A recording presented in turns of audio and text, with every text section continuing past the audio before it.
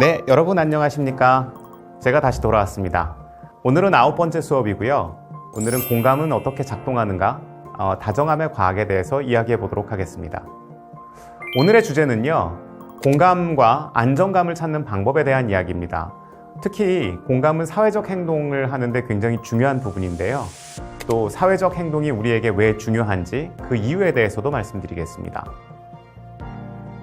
공감은요, 단순히 다른 사람을 이해하는 것을 넘어서 우리의 몸과 마음을 안정적으로 유지하는 데 매우 중요한 역할을 합니다. 다른 사람의 감정을 이해하고 나눌 때 우리의 몸과 마음도 함께 안정감을 얻을 수 있습니다. 오늘의 목표는요, 일단 인간은 사회적 동물이라는 것을 이해하고요. 또 공감은 사회성을 높이는 데 중요한 역할을 한다는 것입니다. 또한 공감의 메커니즘을 이해하고요. 공감을 통해서 몸을 안정하는 방법과 그런 경험을 같이 해보도록 하겠습니다. 제가 오늘 소개할 책은요, 바로 이 다정함의 과학이라는 책입니다. 지금 보시는 것처럼 켈리 하딩 박사님의 책인데요. 이 켈리 하딩 박사님은요, 정신과 의사이고요. 이 다정함에 대해서 많은 이야기들을 하고 계시는데요. 책의 커버에서도 말하는 것처럼 친절, 신뢰, 공감은요, 우리가 행복하게 사는데 굉장히 중요한 요소입니다. 저도 이 책을 처음에 봤었을 때 다정함? 다정함도 과학이 있어? 라는 생각을 하게 되었는데요. 이 책을 아주 단숨에 읽었습니다. 그리고 주변 분들에게도 많이 추천을 해주고 있죠. 제가 이 수업을 만들게 된 이유 중 하나도요, 바로 이 다정함의 과학을 읽었기 때문이기도 합니다. 이 책을 읽으면서 제가 계속 드는 생각은요, 결국 인간은 서로 공감하고 생각과 마음을 나누는 것이 매우 중요하다는 것을 알게 되었어요. 그것이 우리가 행복하고 건강하게 사는데 굉장히 중요한 지름길이라는 것이죠.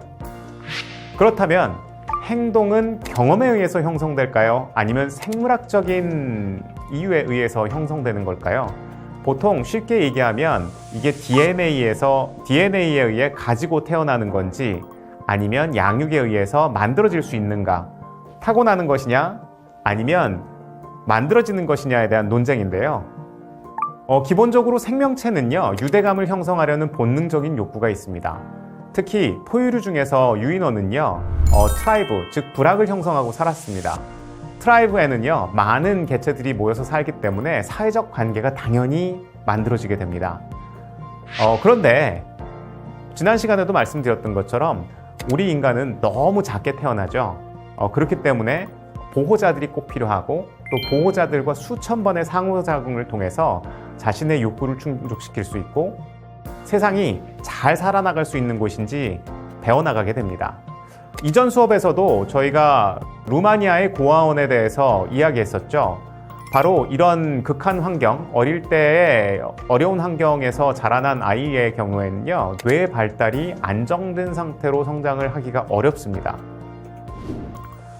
우리가 살고 있는 환경에 맞게 적응하게 되는데요. 내가 내 몸 상태를 생각해 보면 내가 어떤 삶을 살아가고 있는가를 돌아볼 수 있게 됩니다. 특히 아이들은요, 보호자의 관계가 가장 중요합니다. 보호자와의 긍정적이고 안정적인 관계는 아이가 사랑받고 있다고 느끼고 안정적인 애착을 형성하게 됩니다. 이러한 안정적인 애착은 아이가 정서적인 안정을 유지하고 어려운 상황에서도 낙심을 해도 빠르게 회복할 수 있는 회복 탄력성을 높이게 됩니다. 여기 보시는 분이 그 유명한 존 볼비 박사님이십니다. 이분은 영국의 발달심리학자인데요. 아마 이 애착에 대해서 이야기를 하면 바로 이분이 바로 그 내용들을 연구하시고 만들어 나간 바로 그 분이라고 보시면 됩니다. 이분의 말씀처럼 이번 수업을 만드는 과정에서도 제가 가장 크게 배운 것 중에 하나가 인간의 삶에서 부모와의 안정적인 애착이 가장 큰 영향력을 발휘한다는 것입니다. 인간은요, 결국 안정적인 애착이 우리가 행복하게 사는데 가장 중요한 요소라는 것이죠. 결국은 이분 말씀처럼 인간은 모두 요람에서 무덤까지 애착 대상이 제공하는 안정적 영향을 기반으로 여행하는 삶을 살 때 가장 행복하다. 저도 이 말 굉장히 공감하는데요. 저도 회피형이라고 말씀드렸잖아요. 그런데 지금 제가 이런 많은 것들을 공부하고 배우는 과정에서 제가 다른 사람들과의 좋은 애착 관계를 만들고 또 제가 여러분들에게 좋은 애착을 제공함으로 해서 저의 행복감도 굉장히 높아졌고요. 또 제가 많은 사람들과의 좋은 관계를 유지하면서 삶의 스트레스도 이전보다는 상당히 줄어들었다는 생각을 하게 됩니다. 네, 물론 모든 사람이 안정적인 애착을 형성하는 것은 아닙니다. 물론 저도 안정적인 애착이 아니라 회피형이라고 전에도 말씀드렸는데요. 또 세상을 살다 보면 안정적인 애착이 항상 가장 좋은 것만은 아닙니다. 불안형 애착이나 회피형 애착도 우리가 살아가는 환경에 대한 적응이기 때문에 절대로 무엇이 좋다, 나쁘다라 판단할 수 있는 것은 아닙니다. 어떤 성향의 사람이라 할지라도요, 공감은 배울 수 있고 또 공감을 통해서 우리가 더 안정적인 관계를 맺을 수 있다는 것은 여러분들이 꼭 알아주셨으면 좋겠습니다. 네, 거기에 대한 연구가 있는데요. 캐나다 맥길 대학의 시지프 박사님의 연구에 따르면 양육의 방식이 우리의 삶과 유전자의 변형을 만들 수 있다는 것입니다. 바꿔 얘기하면 DNA에 의해서 만들어지는 것도 있지만 양육에 의해서 우리의 삶도 달라질 수 있다는 것을 과학적으로 입증해 주고 있는 것이죠. 예를 들면 더 많이 핥아주는 엄마 주위에게서 성장한 아기 쥐는 더 차분하고 어려운 환경에서도 더 잘 적응한다는 것인데요. 우리의 삶이 DNA에 의해서 결정된다는 신념을 바꾼 매우 중요한 연구입니다. 다시 말해서 우리가 어떻게 길러졌느냐는 우리가 어떤 환경에서 성장했느냐에 따라 우리의 삶의 모습은 충분히 바꿀 수 있다는 것이죠. 네, 조금 더 자세하게 말씀드릴게요. 2004년 시지프와 매니어 연구팀은요, 기존 과학을 뒤집는 연구를 발표해서 후생유전학의 근거를 명확하게 제시했습니다. 그 내용은요, 새끼였을 때 어미 쥐가 많이 핥아준 쥐는요, 그렇지 않은 어미를 둔 쥐보다 훨씬 더 차분하고 사회적으로 능숙하게 성장한다는 것을 입증했습니다. 어미의 양육이 자손에게 도움이 된다는 것은 새로운 소식은 아니었지만요, 연구팀이 밝혀낸 내용은요, 너무 혁신적이고 이단에 가까울 정도로 명확하게 설명을 했다는 것입니다. 그렇기 때문에 과학계가 상당히 발칵 뒤집혔었는데요. 이 팀의 연구는요, 어머니의 그루밍, 이렇게 핥아주는 것이 스트레스 호르몬을 조절하는 뇌 메커니즘에 화학적인 변화를 일으킨다는 것을 입증했습니다. 이 변화는요, 성인기까지 유지가 되는데요. 보살피는 엄마 쥐와 양질의 시간을 보내는 것이 유전적으로 스트레스를 받기 쉬운 쥐조차도 스트레스 호르몬을 과다하게 생산하는 것을 멈추고 안정적이 될 수 있다는 것을 밝혀냈습니다. 즉, 어린 쥐가 어떻게 대여받느냐에 따라 뇌를 변화시키는 유전자 발현에 영구적인 변화가 일어날 수 있다. 이것을 밝혀낸 것입니다. 네, 다시 한번 말씀드리면 어렸을 때 잘 키워진 쥐는 단순히 잘 성장하는 것만이 아니라 유전자에도 영향을 일으켜서 또 유전자가 변하게 될 수 있다는 것을 입증한 것입니다. 네, 그래서 후성 유전자의 관점에서 보면요, 결국 우리 인간은 DNA나 유전자에 의해서 우리의 행동이나 삶이 결정되는 것은 아니고요. 우리의 환경이나 경험을 DNA에 저장했다가 다음 세대가 필요할 때 발현할 수 있도록 환경에 대한 데이터와 적응의 상태를 기록하는 그런 역할을 한다는 것이죠. 결국 경험은 게놈 자체, 우리의 DNA 자체에 내재하게 된다. 이런 내용을 바로 시지프 박사팀이 밝혀낸 것입니다. 이것이 쥐만이 아니고요. 우리 실제 인간 사회에서도 바로 이런 일들이 실제로 벌어지고 있습니다. 바로 그 캥거루 케어인데요. 캥거루 케어는요, 아기를 가슴에 안고 있는 방식을 이야기합니다. 엄마와 아기가 맨살 피부가 다 접촉하는 것인데요. 아이의 체온을 유지하기 위해서 기저귀나 모자를 쓸 수는 있지만 전체적으로 가슴과 가슴, 엄마의 가슴과 아기의 가슴은 피부가 접촉되는 상태를 유지하는 것이죠. 이러한 접촉은요, 엄마와 아이의 유대감 형성을 하는데 도움이 되는 특별한 경험을 하게 하는데요. 특히 저체중아나 조산아의 생존율을 높이는 데도 매우 중요한 역할을 한다고 합니다. 이 캥거루 케어는요, 1970년대 후반에 콜롬비아의 수도 보고타에서 시작되었습니다. 그 당시에는요, 미숙아의 사망률이 상당히 높았다고 합니다. 그 보고타에 있는 의사 에드가 레이와 헥터 마르티네즈는 자신들이 돌보고 있는 아기들을 도울 수 있는 여러 가지 해결책을 찾기 위해서 노력을 했는데요. 마을에 있는 유모들과 대화를 하면서 바로 이 방법을 찾아냈다고 해요. 유모는 신생아를 가슴에 묶어서 아이의 건강과 성장을 돕는 방법에 대해서 설명을 했다는 것이죠. 결국 최신의 과학보다는 과거에서부터 지금까지 내려온 우리의 경험들 안에서는 결국 아이들을 살릴 수 있는 방법들이 있었다는 것이죠. 그래서 보고타의 의사들의 노력이 매우 성공적인 결과를 만들어냈습니다. 첫 해에만요, 조산화 사망률을 70%나 줄일 수 있었다고 해요. 그게 캥거루 케어의 아이들이 그냥 단지 그 생존율이 높아진 것만이 아니라요, 산소 포화도도 정상적이었다는 결과를 보고했고요. 이후에도 더 침착하고 잠을 더 잘 자고 또 더 높은 IQ도 유지했다고 합니다. 그렇다면 캥거루 케어가 왜 이런 효과들을 발휘했을까? 과학적인 관점에서 한번 생각해 볼게요.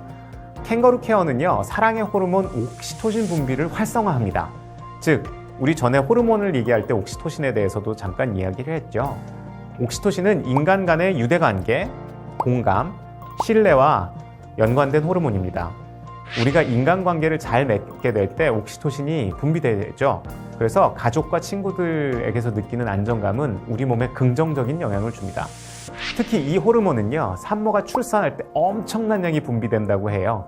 왜냐하면 출산할 때의 고통은 어마어마하게 큰 고통이라고 하죠. 또 엄마가 모유를 수유할 때도 많이 분비된다고 해요. 그래서 아이들을 키울 때 정말 어렵고 힘들어도 엄마들이 행복해하는 얼굴을 볼 수 있는데요. 그것이 바로 옥시토신의 역할이기도 합니다. 또 그거 이외에도 우리가 포옹을 한다거나 키스를 할 때 사람의 온기를 느끼고 껴안고 있을 때도 옥시토신이 분비된다고 해요. 저도 여러분과 비슷한 또래의 딸들이 있는데 공부를 하다가 또 입시 과정에서 굉장히 스트레스를 많이 받을 땐 저도 이렇게 허그를 해주고 이렇게 도닥여주고 또 손을 잡아주고 이런 일들을 합니다. 그렇게 되면요, 조금 시간이 지나면 호흡도 돌아오고 또 얼굴에 스트레스 반응이 좀 괜찮아져요. 그렇기 때문에 바로 이 옥시토신의 역할은 사람의 몸과 마음을 편안하게 하는 그런 역할을 하죠. 그게 전에도 이야기했던 알로스테이시스, 즉 몸의 항상성을 유지를 하고 스트레스 반응에서 정상화되는데 굉장히 중요한 역할을 맡고 있다고 보시면 됩니다. 그러면 지금부터 본격적으로 공감에 대해서 이야기해 보도록 하겠습니다. 네, 공감이 무엇일까요? 여러분도 공감에 대해서 많이 들어보셨죠? 그런데요, 세상이 많이 좋아졌다고는 하지만 여러분들은 충분히 공감을 하는 삶을 살고 계시나요? 여러분들의 부모, 가족, 친구들과는 공감을 많이 하는 삶을 살고 계신가요? 제가 학교에 온 지 20년이 넘다 보니까 지금의 20살은 이전의 20살보다 공감을 하는데 조금 더 어려움을 많이 느끼고 있는 것 같아요. 또 제가 나 때는 말이야 이런 얘기를 하면 여러분들이 저 아저씨 너무 올드하다 이렇게 말씀하실 수 있지만 저 충분히 올드합니다. 그런데요, 이전의 20살들이랑은요, 저도 술도 많이 마시고 같이 이야기도 많이 하고요. 네, 같이 노래방도 가고 늦게까지 작업도 하고 그러면서 이렇게 더 서로 잘 알아가는 시간들을 좀 더 많이 가졌던 것 같은데요. 지금 여러분들은 어떠신가요? 여러분들의 삶이 너무 바쁘지 않으신가요? 그리고 또 사람들과 이야기하는 것보다 스마트폰을 보고 있는 시간들이 더 많지는 않으신지 여쭤보고 싶네요. 그래서 보면 그게 어떤 영향을 미치냐 생각해 보니까 다른 사람의 삶에 대해서는 별로 관심이 없어졌어요. 그리고 다른 사람들과 공감을 하는 것이 어떤 역할을 하는지 또 그것을 통해서 어떤 몸의 변화가 생기는지에 대해서도 잘 알지 못하는 경우가 많습니다. 그러다 보니까요, 반대로 삶에 대한 불확실성이 더 높아지는 것 같아요. 더 불안하고요. 또 마음에 또 힘듦에 대해서 이야기할 곳도 없고 또 어떻게 해야 되는지 잘 이해도 하지 못하는 것 같습니다. 물론 어렵고 힘든 이야기를 제대로 하지 못하는 것만이 아니라 자신의 신체 상태나 감정을 표현하는 것도 잘 못하고 있는 것 같아요. 계속 말씀드리지만 감정은 몸의 반응이기 때문에 새로운 상황이나 환경에서 지금까지 느껴보지 못한 몸의 상태를 누군가에게 물어보고 또 빨리 대응하지 못하게 된다는 것. 감정은 몸의 반응이기 때문에 새로운 상황이나 환경에서 지금까지 느껴보지 못한 몸의 상태를 상당히 낯설어 할 수 있습니다. 그렇기 때문에 이런 상황에서는요, 누구에겐가 물어보고 또 빨리 대응할 수 있는 것이 나의 몸의 항상성을 유지하는 데 굉장히 도움이 됩니다. 바로 그런 역할을 해주는 것이 주변에 있는 어른의 역할인데요.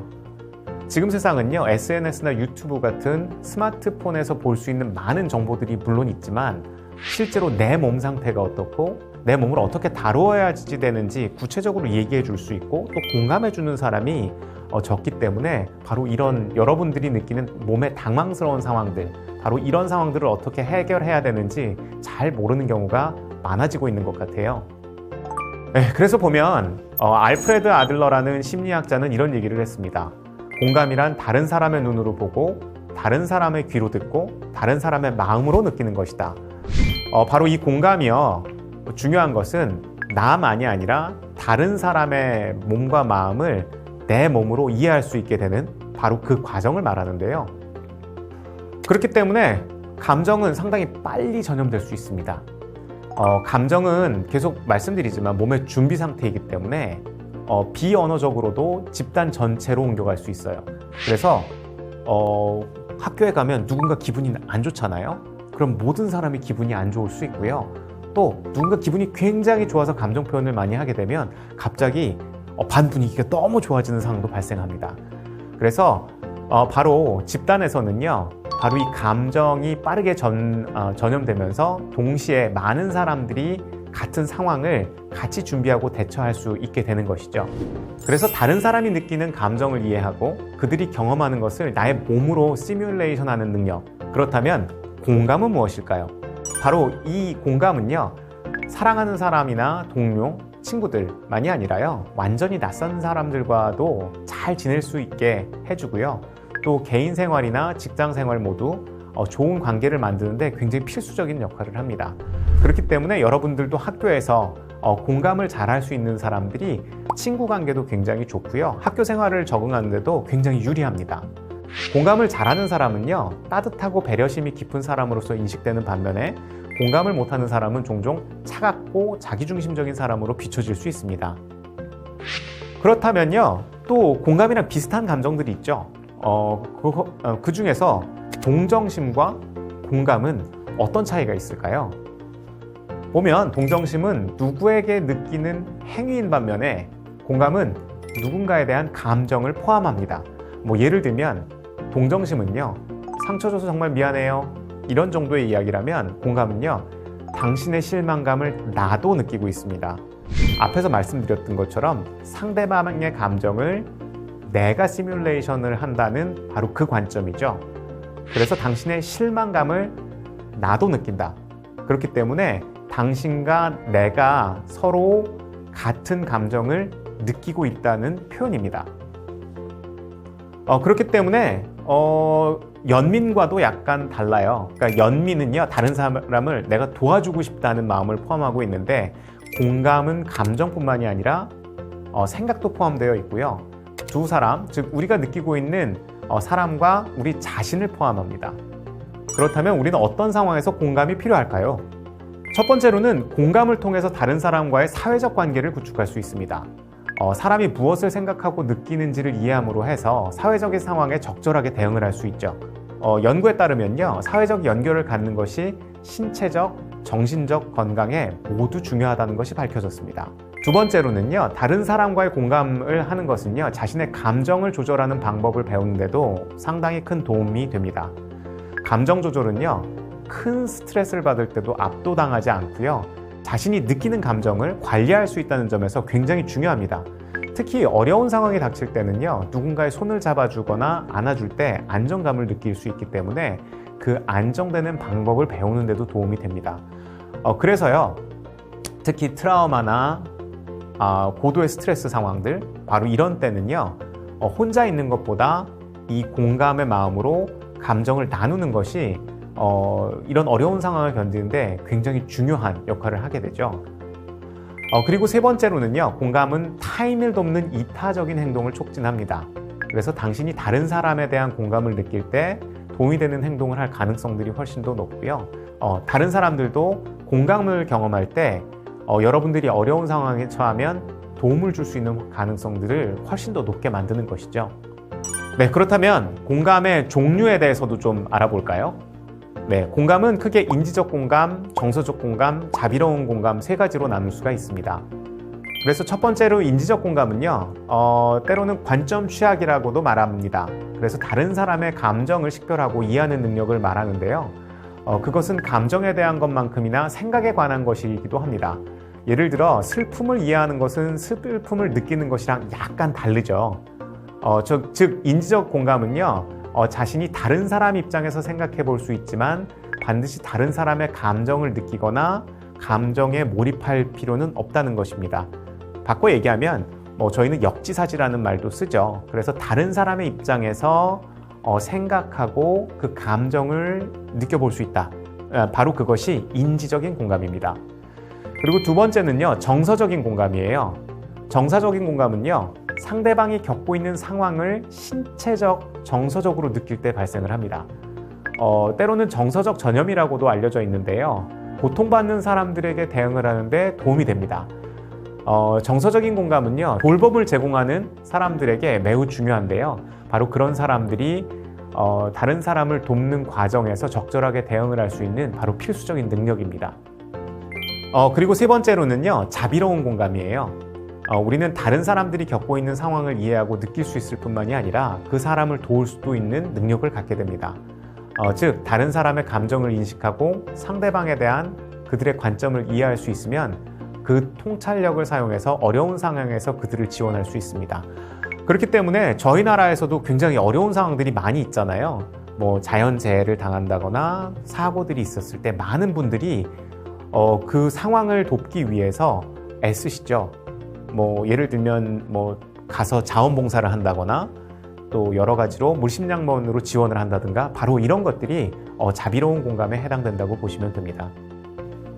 그렇다면 좀 더 디테일하게 여러분들 공감을 하면 어떤 이점이 있는가 알아볼까요? 공감을 하는 것은 우리가 사는데 아주 중요하고 필수적인 기술입니다.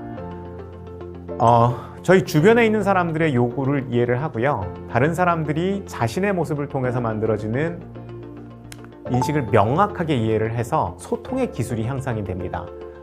이를 통해서요, 동료나 주변 분들, 또 가족, 친구들의 요구 상황들을 더 잘 이해하고요. 그러면서 사회적 관계를 잘 구축할 수가 있습니다. 두 번째로는요, 사회적 연결은 우리 주변의 사람들과 관계를 맺는 것입니다. 공감을 통해서 우리는 이런 사회적 관계를 구축할 수 있는데요. 사람들과 연결되어 있다고 느끼는 것은 우리의 최적의 웰빙을 위해서 아주 중요한 역할을 합니다. 그것이 인간관계의 기초이고요. 우리가 사랑받고 보살핌을 받고 있다는 느낌을 갖도록 도와줍니다. 그리고 세 번째로는요, 다른 사람들과 연결되는 것이 우리 정신건강에 매우 좋습니다. 연구에 따르면요, 다른 사람과 연결되어 있다고 느끼는 사람들은 불안과 우울증의 수준이 낮습니다. 인생의 강한 유대관계를 구축하면 행복감도 높아지고 자기 가치도 높일 수 있는데요. 요즘엔 은둔형 외톨이나 또 반사회성 인격장애 있는 사람들을 보면 항상 혼자 있잖아요. 그렇기 때문에 이런 인간의 유대관계는 인간의 고립감이 발생을 하면 그런 여러 가지 정신적인 문제나 그 신체적인 어려움도 발생할 수 있기 때문에 이런 관계를 잘 맺는 것은 우리의 정신 건강을 위해서도 매우 중요합니다. 그리고 네 번째로는요, 리더십 기술을 향상할 수 있습니다. 공감은요, 개인뿐만이 아니라 팀의 일원으로서 다른 사람들과 원활하게 소통하는 능력을 향상시킵니다. 이것은요, 다른 사람들을 효과적으로 이끌고 영감을 주면서 더욱 자비로운 관계를 발전시키는 데도 도움이 됩니다. 그렇기 때문에 여러분들이 공감의 기술이 높아지면 팀 프로젝트를 하는데도 매우 도움이 되고요. 또 여러분들이 수업을 하는데 또 클래스메이트들과의 좋은 관계를 만들기 때문에 이런 리더십의 상황에서 또 여러분들이 원하는 것들이 있는 상황에서 여러분들이 원하는 것을 더 잘 이루는데 도움이 될 수 있습니다. 그리고 다섯 번째로는요, 공감을 한다는 것은 상대방의 요구를 잘 예측할 수 있게 되는 것이죠. 그렇기 때문에 상대방이 어떤 행동을 하고 무엇을 원하는지 제가 잘 예측할 수 있기 때문에 제가 상대방과 좋은 관계를 맺는데 아주 결정적인 역할을 하게 됩니다. 네, 그렇다면요, 이제 공감을 향상할 수 있는 방법에 대해서도 좀 생각해 볼게요. 그 첫 번째 방법은요, 주의 깊게 경청을 하는 겁니다. 사실 다른 사람의 이야기를 듣는 건 굉장히 어려운 일인데요. 그래서 영어로는요, 액티브 리스닝입니다. 액티브하다. 이렇게 액티브하게 계속 듣는 거를 얘기를 하는데요. 저도 이것을 배우는데 상당히 오랜 시간이 걸렸는데요. 상대방의 말에 끼어들거나 해결책을 막 제시하지 않고요. 그냥 경청하는 겁니다. 효과적인 경청은요, 우리를 정서적으로 상대방에게 열어주는 역할을 합니다. 이는요, 신뢰를 쌓고 존경을 받고 관계를 강화하고 또 영감을 얻을 수 있는 공간을 제공하는 데 도움이 될 수 있어요. 또 상대방의 감정을 이해하려는 의도를 가지고 민감하게 질문을 하는 것도 상당히 중요합니다. 그래서 이럴 때는요, 너 지금 어떤 상태지? 어떤 감정이지? 라고 이야기하는 것보다 지금 감정이 어때? 괜찮아? 이런 정도의 질문을 하시면요, 조금 더 상대방이 본인의 감정을 편안하게 이야기할 수 있는 환경이 만들어지기 때문에 이런 감정을 이해하려는 질문을 하시는 것도 도움이 됩니다. 그리고 세 번째로는요, 본인이 갖고 있는 편견이 무엇인지를 이해하는 법을 배우는 것이 필요합니다. 이런 편견은요, 다른 사람의 생각과 의견을 통제하고 결과적으로 우리의 행동에 영향을 미치게 돼요. 이 편견이 무서운 거는요, 너 이렇지? 라고 결정하는 바로 그런 상황인데요. 그러지 않고 두 번째로 말씀드렸던 감정에 대한 열린 질문, 너 감정이 어때? 괜찮아? 이런 정도는요, 제가 너 이런 상황이지? 라고 결정해 주는 것보다 상대방이 마음을 열고 이야기를 하는데 훨씬 도움이 됩니다. 그리고 네 번째로는요, 사람들에 대한 더 큰 이해를 발전시키기 위한 호기심이 굉장히 중요합니다. 그래서 이 사람이 어떤 상태인지, 또 이 사람이 왜 이런 표정을 짓는지, 또 이 사람이 왜 이런 행동을 하는지에 대해서 물어보시면 돼요. 이런데 어떤 상태야? 괜찮니? 이렇게 질문을 하시면 상대방이 본인의 감정이나 몸 상태를 이야기하는데 조금 더 편하게 이야기할 수 있는 그런 환경이 만들어지죠. 그리고 또 많은 사람들에 대한 데이터를 갖고 있는 것도 중요합니다. 그래서 각층의 사람들과 함께 일을 하고, 또 그래서 여러분들이 같이 공부하고 있는 학과에 있는 친구들만이 아니라 다양한 교양 수업을 듣고 또 학교에서 제공하는 대외적인 활동을 하시는 것도 굉장히 중요해요. 그래야 많은 사람들은 어떻게 생각하고 어떤 행동을 하고 어떤 표정일 때 어떤 감정이 나타나는지를 잘 알게 되고요.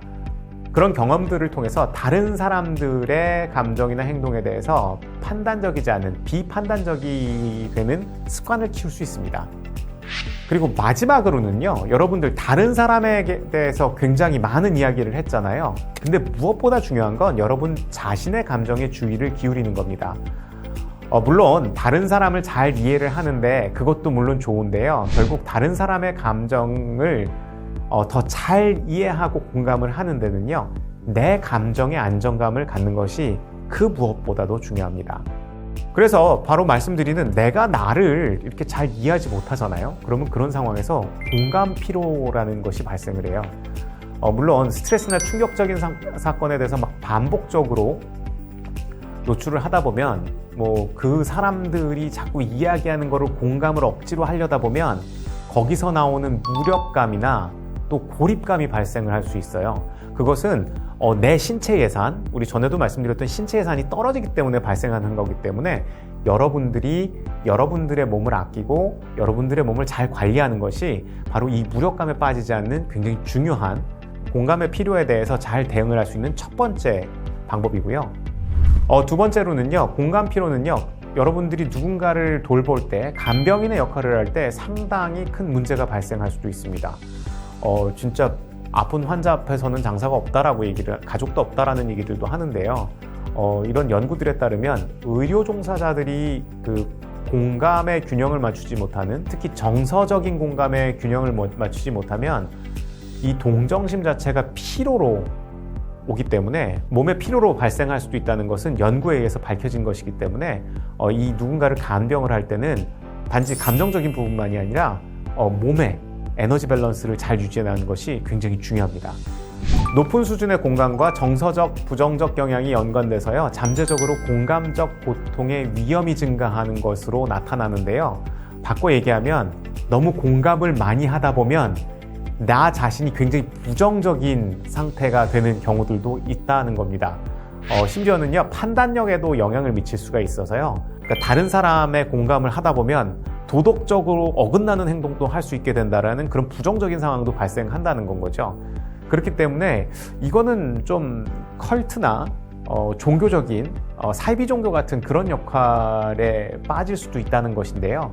그렇기 때문에 여러분들이 공감하는 것이 매우 중요하다고는 하지만 이 공감의 필요, 특히 여러분들이 스스로에 대한 에너지 레벨이 떨어지면 이 부정적인 경향들도 나타날 수 있기 때문에 공감이 무조건 좋다라는 생각은 안 하시는 게 맞을 거고요. 여러분들이 여러분들의 신체 능력과 신체 에너지를 잘 조절할 때 다른 사람의 감정을 나눌 수 있는 그런 정도의 공감이 우리가 해야 되는 공감의 수준이라고 보시면 됩니다.